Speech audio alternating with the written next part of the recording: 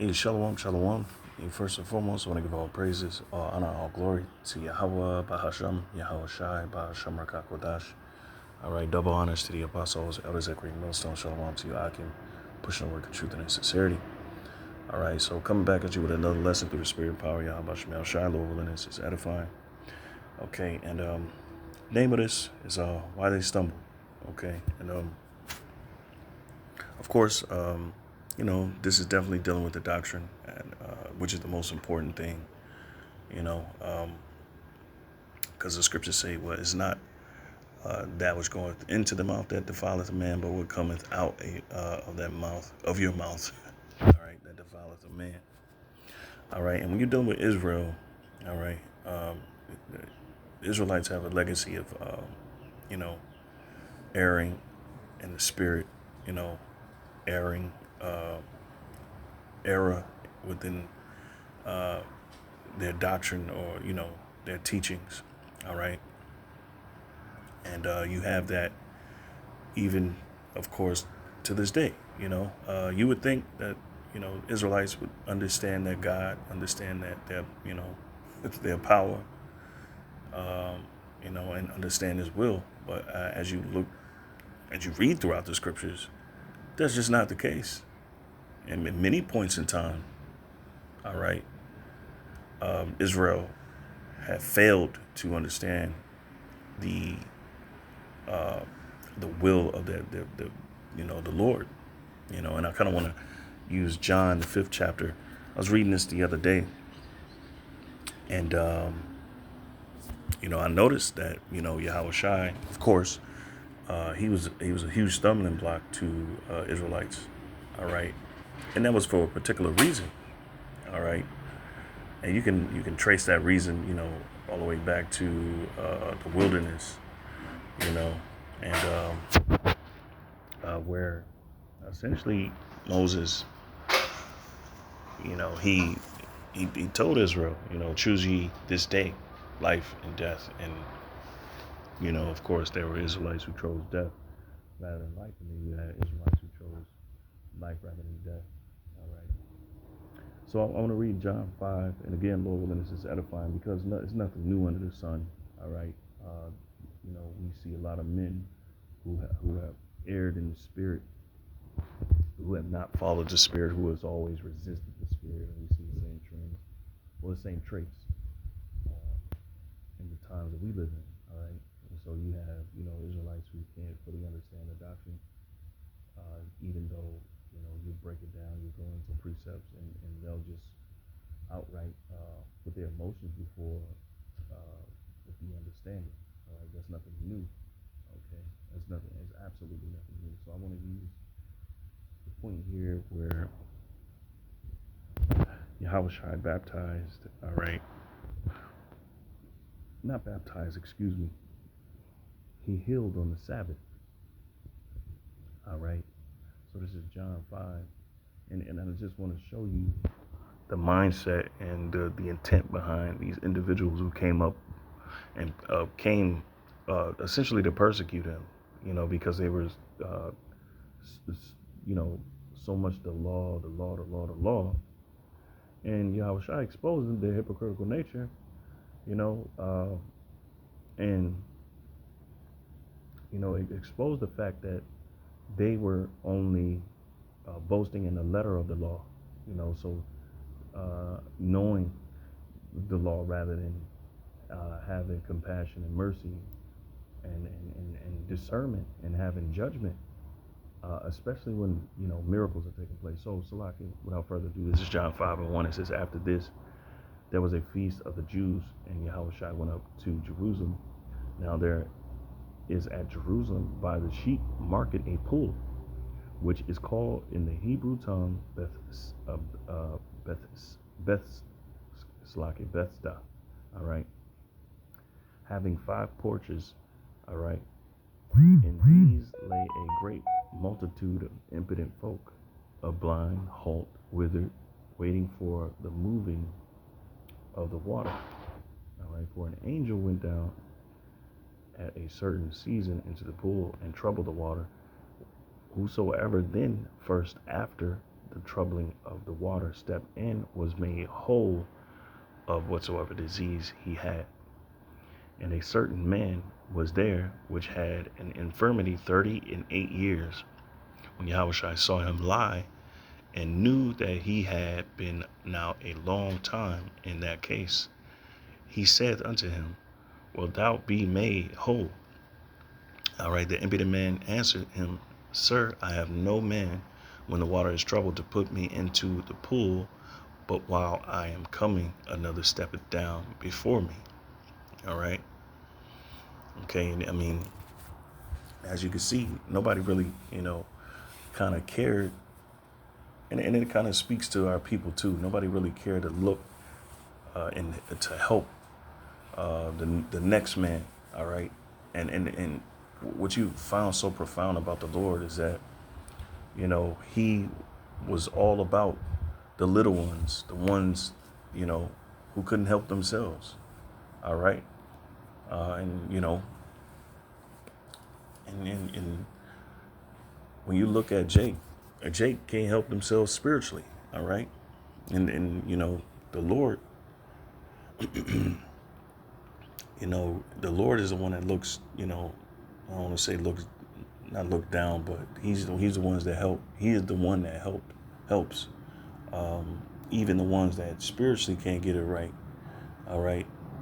He is the one that helps transform the minds and brings understanding, and so slacking.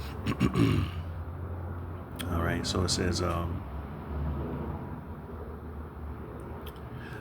verse 8, it says, Yahushua said unto him, Rise. All right. Take up thy bed and walk. And immediately the man was made whole and took up his bed and walked. And on the same day was the Sabbath.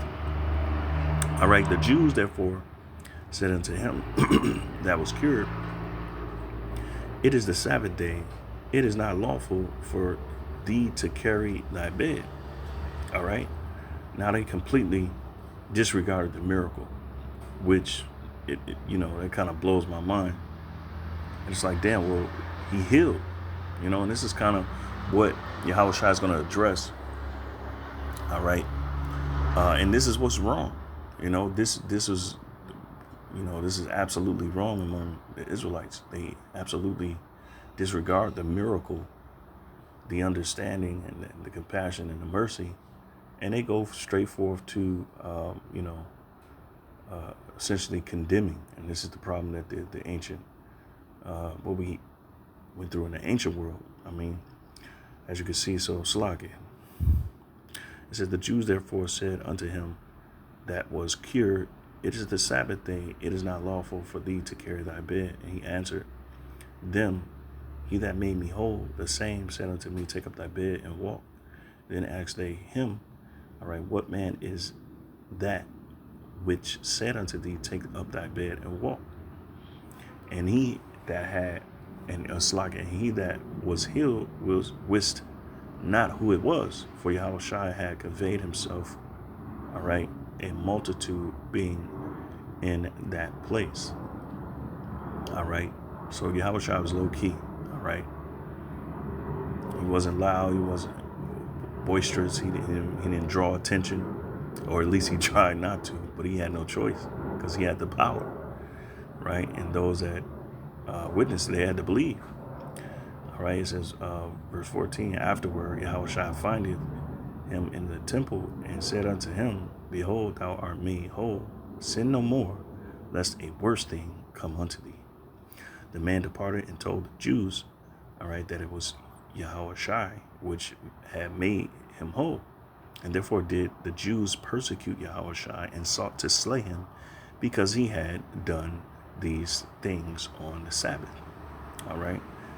Because, it says, but Yahushua answered them, My Father worketh hitherto, and I work.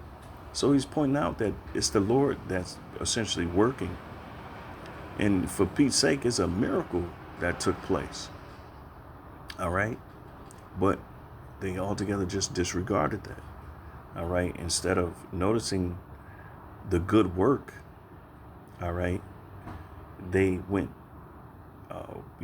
with this legalist attitude, all right, which is, pretty much unmerciful, all right, because they knew the law and so on and so forth. But you got Israelites now that they speak about the law and they don't keep it, but they'll judge everybody according to, this standard that they uphold, all right, will, fake, bogusly uphold, all right. And that's the problem. You see that a lot. Okay.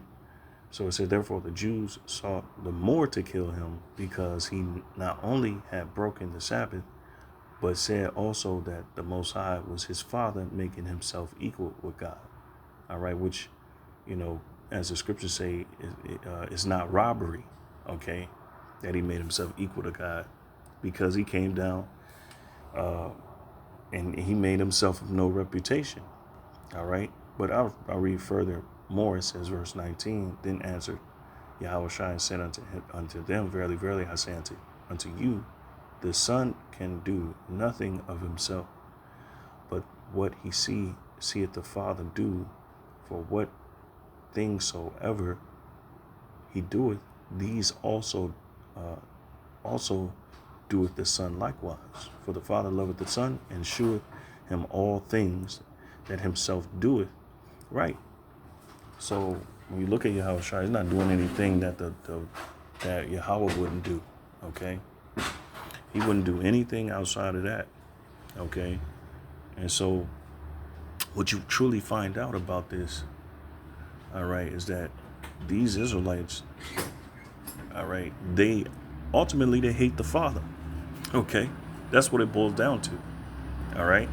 So even when you have now, like you have, which, the doctrine is the main thing, teaching the right thing is the main thing. Even though you have, substantial evidence and we can go into the precepts and break things down and then we can match it up with the world, they'll completely deny it because it doesn't fit their worldview. All right. Or it doesn't fit their, standard or whatever the case may be. All right. Or, it doesn't fit. It doesn't appease to the world in which they live in which they want to be friends with. But this world, all right, you can't be friends with. All right. As the scriptures say, the love of the world is enmity with the Most High. All right. So if you love the ways of this society, well, you hate God, truly, because this society is against the Most High and it's the Most High Yahweh Shai standards. All right. It says that he will shew him, for the Father loveth the Son, and sheweth him all things that himself doeth, and he will shew him greater works than these, that ye may marvel. Right? So the Lord gave Yahushua the power, and with that power, Yahushua wooed his observers, all right, and they believed. That was the whole point. Okay, is that you believe in his Son, who we gave power to, and give him all praise and glory. Because once you give Yahushua the praise and glory, well, you're giving Yahweh the praise and glory. All right. It says, for as the Father raiseth up the dead and quickeneth them, even so the Son quickeneth whom he will. You see? For the Father judgeth no man, but hath committed all judgment unto the Son, that all men should honor the Son, even as they honor the Father. He that honoreth not the Son honoreth not the Father which has sent him. And see, that's what you had among these Israelites, all right? All right, or the derogatory term Jews, all right? They essentially, they didn't honor the Father because they weren't honoring the Son. And so what's now, Yahweh sent forth Yahushua, and then Yahushua sent forth his disciples who became apostles, meaning to be sent forth. So they didn't, and now they don't receive the prophets, the men of the Lord, who the Yahushua sent. So guess what? They're not honoring Yahushua. All right. So the Lord gave us a spirit to discern, the spirit to understand the scriptures and prophecy and apply it in real time. And you got Israel doing what they've always done, is reject the Most High Yahweh Shai. But what do we understand about Yahweh Shai, right? We understand that his coming, it did something, all right? And this is what it did, okay? Luke 2, all right? Let's see here. I can start with Simeon, Luke 2 and 25, but I want the point here in 34. All right. I really want to get straight to the point, but really quickly, when you look at Simeon, he was waiting. He was an old man, and he was waiting on the sign of Yahweh Shai. Okay. And when he got to see that sign, he was, pretty much fulfilled. He just wanted to make sure he seen that sign, because what? It represented the restoration of Israel. All right. It represented, us being redeemed, or us being able to go, or being in the graces of the Heavenly Father again. All right. We back, baby, but most Israelites didn't care, because of their current living situation, being under the Romans, being able to be in a high position where, you don't have, the high seats, and, they didn't have to want for nothing. All right. All they had to do was pay their tax. Okay. And they could rule over, the rest of the nation, and do things as they see fit, be hypocrites. Can nobody correct them, just like now. All right. You can't correct these men. All right. You can't tell them to do the right thing, because if you do that, now you become a hater instead of one that loves your brother. And as the scripture goes into in Ezekiel, the 3rd chapter, if you see your brother do evil and you warn him and you warn him not, then the blood is on your hand. But if you warn him, all right, you save yourself in that brother. But, for the love of me, Jake don't care for that. But this is Luke 2 and 34. It says, and Simeon blessed them and said unto Mary, his mother, behold, this child is set for the fall and rising again of many in Israel. All right. And it says, and for a sign which shall be spoken against. All right. So ultimately, Yahweh Shai's purpose was what? All right. One of his purposes was to become essentially a stumbling block. All right. He was set for the rising. All right. And it says he's set for the fall and rising of many of Israel. So those that were in high place. All right. He came to essentially set them low. All right. To abase them. All right. And he came to exalt the poor, the maimed, the lame, those that, were a lesser stature. Okay. And it says, for a sign which shall be spoken against. And he was spoken against. Okay. All right. Okay. And that's the thing, a lot of Jake don't understand that. But when you read the prophets, when you read the Old Testament, for instance, when you read Isaiah the 53rd chapter, this is prophecy dealing with Yahweh Shai's coming, his sacrifice, ultimately for his people. Okay, ultimately to get us in the good graces of the Most High, and to reconcile that relationship that was lost. All right, and that really doesn't mean anything to these Israelites. All right. And that's why most of them are going to perish. All right. Now, I was looking this up. All right. Earlier. And I asked a question. And let me see. And then giving me the response. Okay, cool. On the Sabbath. All In several instances in the gospel, Yahushua performed healings on the Sabbath day, which caused the Pharisees to accuse him of breaking Sabbath law. However, Yahushua viewed the Sabbath as a day of liberation and rest, not a day of strict man-made rules. And he used his healing ministry to demonstrate this. Okay, and that's what we witness. He had the power of God. All right, he had his Father's power, and he didn't do anything that his Father wouldn't do. All right, he wasn't doing things that his Father wouldn't do. Okay, because so it's permissible. What he was doing was miracles. All right, and because these people who held high positions in Israel, they were legalists. All right, just much like, the judges, according to the book, and no mercy, and Yahushua said, well, he came not to judge the world, but he came to what? He came to essentially heal. All right. And in Isaiah, the 11th chapter goes into that.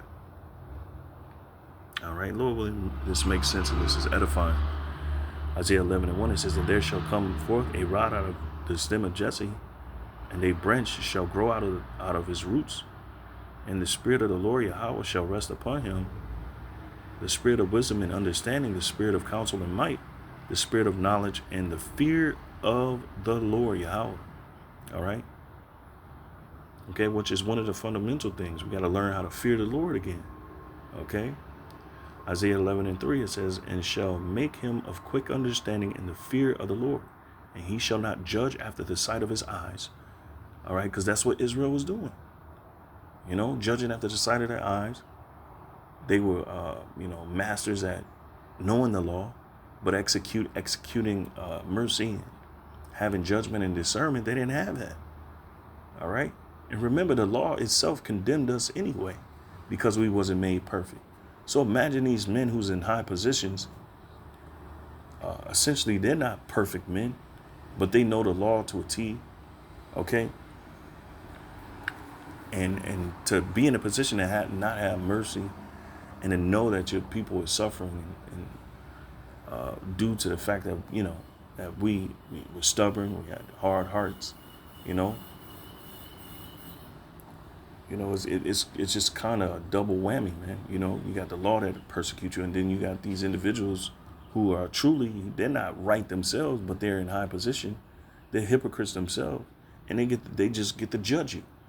All right, and then they get to glorify themselves, and other men get to glorify them because they're well spoken, and So, moving on, it says, Lord will it make sense. It says, it shall make him of quick understanding in the fear of the Lord. And he shall not judge after the sight of his eyes, neither reprove after the hearing of his ears. But with righteousness shall he judge the poor, and reprove with equity, meaning fairness, for the meek of the earth. And he shall smite the earth with the rod of his mouth, and with the breath of his lips shall he slay the wicked. All right. And so Yahushua came to heal. He didn't come to judge man, but there's coming a time where he is now. All right. So moving on, examples of Yahushua healing on the Sabbath. All right. You had Luke 13:10, Luke 14, Mark 3, John 5, which we just read. Luke 13:10. All right. Yahushua heals a woman bent over with a disability on the Sabbath and tells her to stand up straight, further demonstrating his view of the Sabbath as a day of liberation and not a day for restrictive rules. All right. So Israel was just putting these rules, these commandments of men based on tradition. All right. And it really didn't make anything better. Okay. It was just all these rules and regulations and the law being executed by men who was ultimately, they were hypocrites, and they weren't spiritual men. Okay. And the Lord is looking for those who are spiritual men and discerners and those who have judgment. All right. So those are the examples. But here I want to point this out. It's Yahushua's perspective on the Sabbath. Yahushua believed the Sabbath was meant to be a day of rest and liberation, not a day for following restrictive man-made rules, which we read already. It says he saw healing and doing good as being in line with the Sabbath, not a violation of it. All right. And then I think it's a scripture that says, I can't remember it right now. All right. But it says he used his actions to illustrate the Sabbath as a day of freedom and rest and not a day of work obligation. All right, well, let me see something.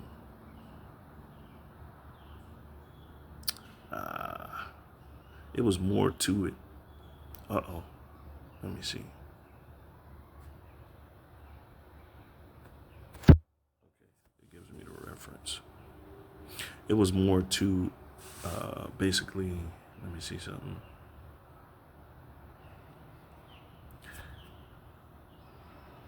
And it was explaining basically the legalists and Jake being an authority, and they didn't judge according to the spirit. They judge according to the raw. This is the law. The law, the law, the law, the law. Well, the whole time these men were hypocrites. Okay, and that's why the Lord says, "Do as they say." All right, and don't do as they do. All right, because they say one thing and they're doing another. All right, man, where'd it go? Man. Let me see something. Let me do this again.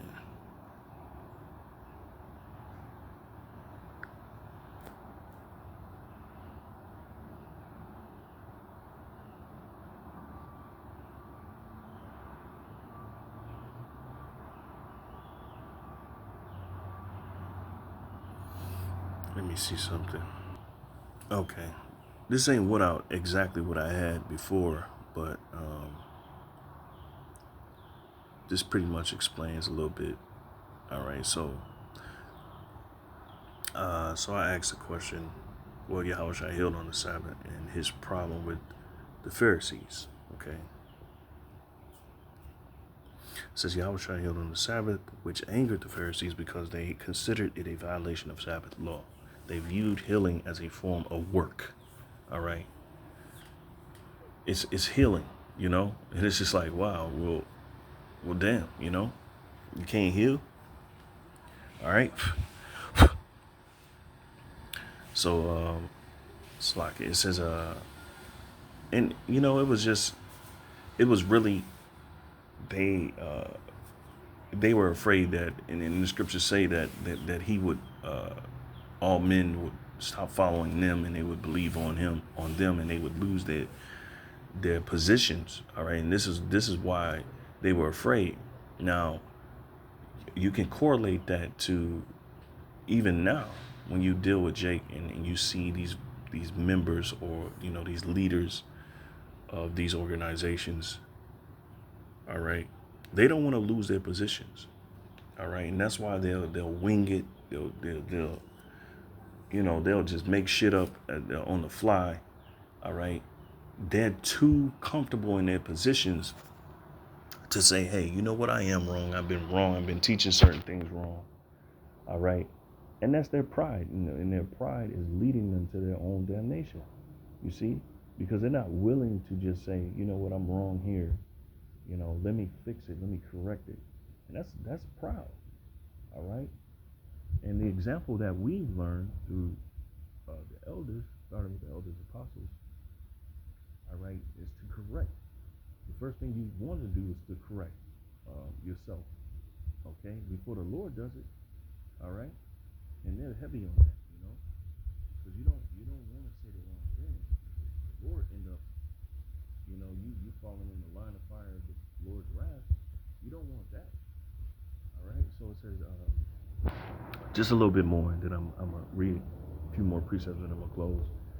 And again, Lord willing, this is making sense. It says, whereas Yahushua emphasized the importance of compassion and mercy, this led to conflict between Yahushua and the Pharisees over the interpretation and application of the law. All right, here's a more detailed breakdown. Let's see. The Pharisees were known for their strict adherence to the law of Moses, in addition and additional oral traditions. including regulations about what was permitted on the Sabbath. They saw healing as a form of work, all right, and therefore a violation of the Sabbath rest. Yahushua taught that the Sabbath was made for humanity and emphasized the importance of compassion and mercy, suggesting that doing good on the Sabbath was lawful, which is not wrong. Doing good on the Shabbat is lawful.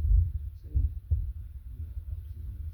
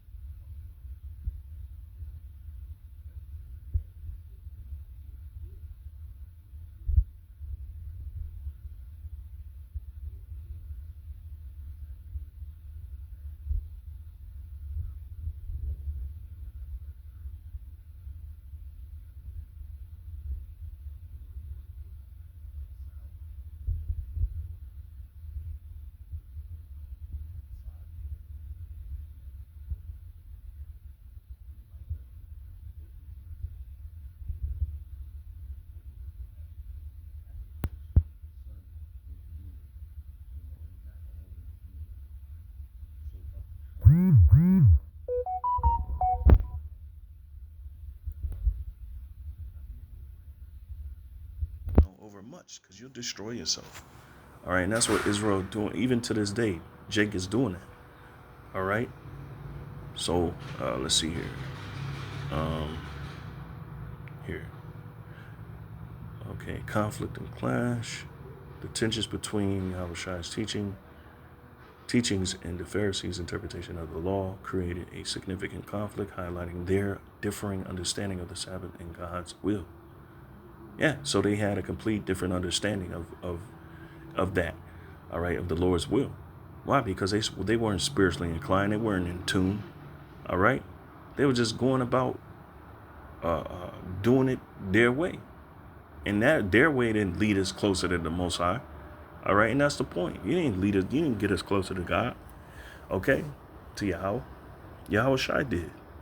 So it says, in essence, and just like now, these individuals are not getting us close to the Most High with the law, wear your fringes, all right? Because they pretty much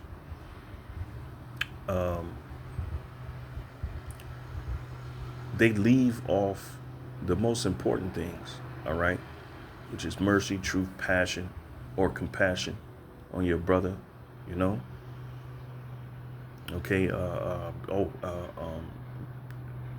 renewing the inner man, all right, which is one of the most important things, conduct, all right. It says, in essence, Yahushua's Sabbath healings were a direct challenge to the Pharisees' legalistic and narrow interpretation of Sabbath laws, emphasizing the importance of compassion and mercy over rigid rules, okay? And this is what Yahushua provided. This is what, he allowed for, all right? When he came, all right, he came with that mercy and compassion. He just judges, because you had judges. You had Jake that would, put Jake to death, but wouldn't have any type of compassion and love for each other, man, So, let's see here. I only had a few more precepts. 9 and 31. All right, Romans 9 and 31.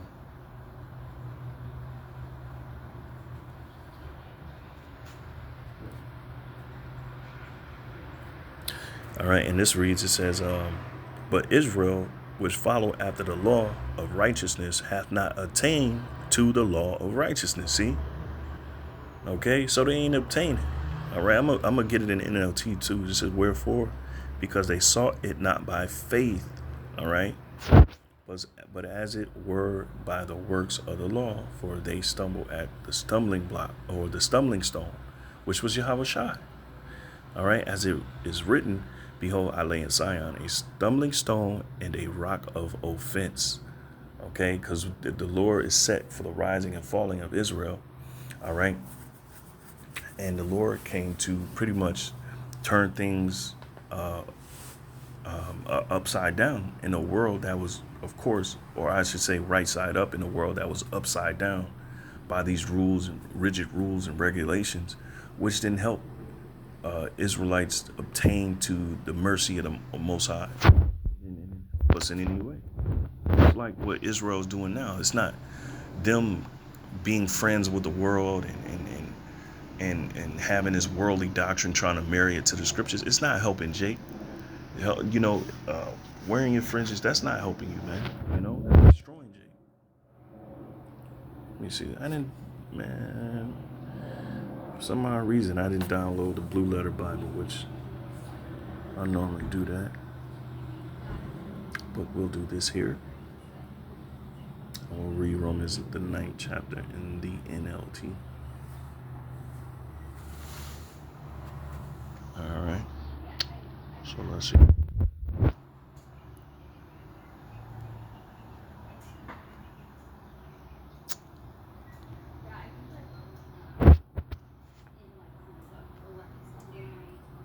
All right. So Romans, the 9th chapter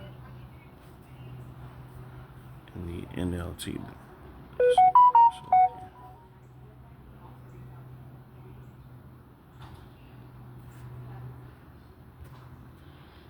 All right.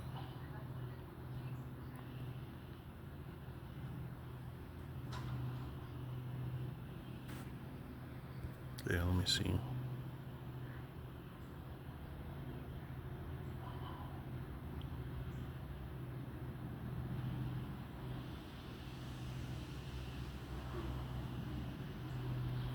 All right.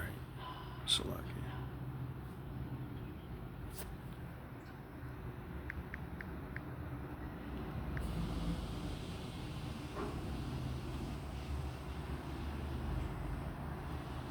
All right.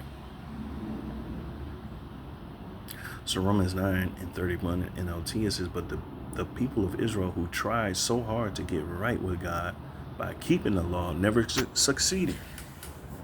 Why not? Because they were trying to get right with God by keeping the law instead of trusting in Him. See? So they didn't trust in the Lord. They were just legalists who knew certain laws and certain regulations to a T. All right. So it says, instead of by trusting in Him, they stumbled over the great rock in their path. All right. God warned them of this in the scriptures when He said, I am placing a stone in Jerusalem that makes people stumble. So when you apply that to today, and when you look at our elders, there's certain things in the doctrine that is lawful. When you go back to the scriptures, that is pretty much permissible. All right, but we know it's not convenient of these times. All right, and so what the Lord has done is made that a stumbling block. Okay, to Jake. All right, because what he's trying Jake. All right, in these times, and what you see is that they are in content, all right, with the Lord's words, all right, and they are ashamed of Yahweh Shai's words, okay. So it says, but anyone who trusts in Him will never be disgraced. That's right, and those are those who have fully committed and fully trust in essentially the word that He's revealed through the Spirit, through His Son. Okay, so let me see here. What did I have in mind? Psalms.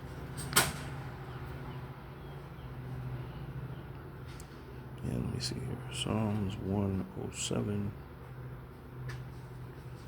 and 11. All right. right, let me see. And this is pretty much straight to the point. Psalms 107 and 11. This is because they rebelled against the words of God and contemned the counsel of the Most High. All right. Another word for contemned. All right. Here, let's get up in the etymon. All right. So the reason why they stumble, of course, is it is because of Yahushua, because He is the truth and the light, and then every man that cometh to the light, all right, you're gonna get exposed. As that John 3:19. Most men don't come to the light because they don't want to be corrected, they don't want to be directed, they don't want to be guided. So here the word contempt, right? It says here to slight, to or spurn. Okay.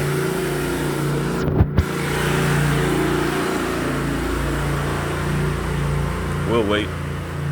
It says to despise, scorn, consider something or someone as of small value. And this is what the problem is with you Israelites. You think what the Lord is saying through His men, His prophets, is of a small value, right? And you highly mistaken.